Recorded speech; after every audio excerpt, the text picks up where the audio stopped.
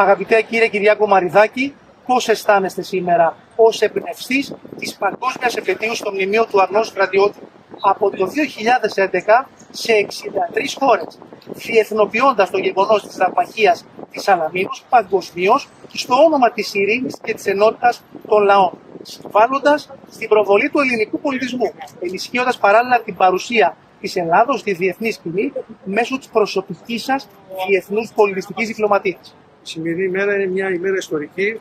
Η ναυπαγία της Σαλαμίνος καθόρισε το ρου της παγκόσμιας ιστορίας, της εξέλιξης και της διάσωσης πρωτίστως του ελληνικού πολιτισμού, του δυτικού και κατ' επέκταση και του κόσμιου.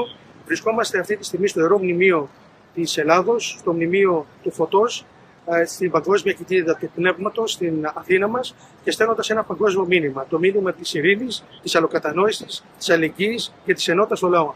Πάνω από 30 πρεσβείες κατέθεσαν στεφάνι για όλους τους νεκρούς, ανεξαρτήτως χρώματος, φυλής, θρησκείας, κοινωνικής τάξης. Ένα παγκόσμιο μήνυμα, συμβάλλοντας όλοι μαζί σε ένα καινούριο κόσμο. Ένα κόσμο ειρηνικό.